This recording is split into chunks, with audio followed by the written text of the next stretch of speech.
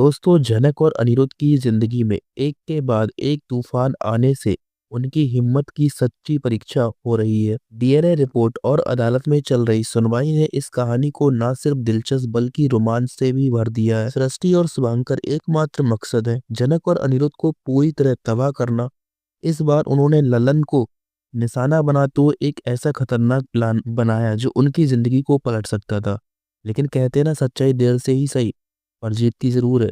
चलिए जानते हैं इस कहानी का हर डिटेल, कोर्टरूम ड्रामा और एक साल बाद के लीप में हुई धमाकेदार घटनाओं के बारे में। कोर्टरूम में सृष्टि और शुभांकर का छलावा। जनक और अनिरुद्ध की टीम ने अदालत में डीएनए रिपोर्ट को पेश करने की पूरी तैयारी कर ली थी। दोस्तों, सुनवाई शुरू होती है। जज, ये मामला गंभीर है और दोनों पक्षों को अपनी दलीलें रखने का पूरा मौका दिया जाएगा। जनक और अनिरुद्ध की तरफ से डीएनए रिपोर्ट पेश की जाए। जनक के वकील की दलीलें। माय लॉर्ड, हमारे पास एक ऐसी रिपोर्ट है जो इसे पूरे केस का सच सामने लाएगी। ये रिपोर्ट सृष्टि और शुभांकर की सभी झूठी बातों को गलत साबित कर देगी। सृष्टि के वकील, माय लॉर्ड, इस रिपोर्ट की प्रामाणिकता हर सवाल उठाना हमारा अधिकार है। हमें ये यकीन करना होगा कि ये रिपोर्ट सच्चाई पर आधारित है या नहीं। जज ने डीएनए रिपोर्ट की प्रामाणिकता की जांच की कि ये ऑफिशियली है या नकली है, मतलब ओरिजिनल है या लोकल है। अगली सुनवाई तय कर दी। कोर्ट के बाहर जनक और अनिरुद्ध आत्मविश्वास से भरे हुए थे, जबकि सृष्टि और शुभांकर ने कुछ खतरनाक प्लानिंग कर ली थी। सृष्टि का षड्यंत्र, लालौन को रास्ते से हटाने की कोशिश। दोस्तों, सृष्टि और शुभांकर को पता लगता है डीएनए रिपोर्ट उनके खिलाफ सबसे बड़ा सबूत है। इसे रोकने के लिए उन्होंने लालन को रास्ते से हटाने का फैसला लिया। सृष्टि, अगर लालन कोर्ट तक पहुंच गया हमारी जिंदगी खत्म हो जाएगी। उसे रोकने का एक ही रास्ता है, उसकी मौत। उन्होंने एक ऐसा प्लान बनाया जिसमें लालन का एक्सीडेंट करवाकर डीएनए रिपोर्ट को गायब किया जा सके। शुभांकर ने एक गुंडे को हायर किया जो लालन का पीछा करता है और उसे रास्ते से हटा देता है। दोस्तों, एक्सीडेंट प्लान। रात के अंधेरे में लालन डीएनए रिपोर्ट के साथ कोर्ट की तरफ निकलता है। तभी अचानक एक ट्रक उसकी गाड़ी को टक्कर मार देता है। लालन घायल होकर सड़क किनारे गिर जाता है। गुंडे रिपोर्ट को चुराने की कोशिश करते हैं, लेकिन लालन उन्हें धक्का निकलता है। कोर्ट में सृष्टि और शुभांकर की चालाकी। दोस्तों, डीएनए रिपोर्ट के ना पहुंचने से जनक और अनिरुद्ध के वकील पर दबाव पड़ जाता है। सृष्टि के वकील, माय लॉर्ड, ये साफ है कि जनक और अनिरुद्ध के पास कोई सबूत नहीं है। उनकी टीम झूठे आरोप लगाकर हमारे वकील को बदनाम करने की कोशिश कर रही है। जनक और अनिरुद्ध पूरी तरह टूट चुके होते हैं, लेकिन अचानक लालन घायल अवस्था में अदालत पहुंचता है। वह कोर्ट में डीएनए रिपोर्ट पेश करता है, जिससे सृष्टि और शुभांकर की पोल खुल जाती है। ये रिपोर्ट साबित करती है कि सृष्टि और शुभांकर ने झूठे दस्तावेज तैयार किए और इस केस को फरेब से जीतने की कोशिश की।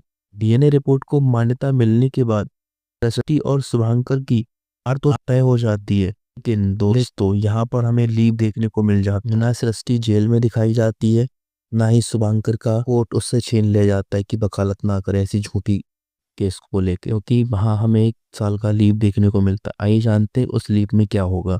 1 साल बाद जनक और अनिरुद्ध की धमाकेदार वापसी। लीव के बाद कहानी एक नए मोड़ पर पहुंचती है। अब जनक और अनिरुद्ध न सिर्फ केस जीत चुके हैं, बल्कि उन्होंने मिलकर एक बड़ा खड़ा कर लिया है। शुभांकर की हार और उसकी नई हालात। शुभांकर, जो कभी अपनी ताकत और पैसा दिखाने में लगा रहता था, अब जनक की कंपनी में एक मामूली कर्मचारी बन चुका है। जनक उसे जानबूझकर छोटी छोटी जिम्मेदारियां देती है, जिससे उसका गुस्सा और शर्मिंदगी और बढ़ जाती है। शुभांकर का घमंड पूरी तरह टूट चुका है। दोस्तों, सृष्टि की बेबसी। सृष्टि, जो हमेशा अपनी चालाकी के दम पर जनक और अनिरुद्ध को परेशान करती थी, अब पूरी तरह बेबस हो चुकी है। उसकी हर साजिश नाकाम साबित हुई और वह अपने गुनाहों की सजा भुगत रही है। भुगत तो नहीं रही, ये तो गलत कहना है, क्योंकि अगर भुगतती तो उसको जेल में होना था।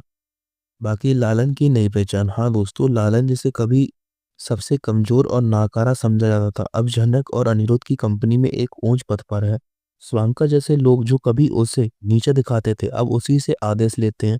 लालन अब न सिर्फ आत्मविश्वास से भरा है, बल्कि उसकी मेहनत ने उसे एक नई पहचान दिलाई है। दोस्तों, अनिरुद्ध और जनक की नई जिंदगी क्या होगी, आइए जानते हैं। अब जनक और अनिरुद्ध किसी भी तरह की साजिशें और मुश्किलों से दूर है। दोनों अपनी जिंदगी को प्यार और खुशी के साथ जी रहे हैं।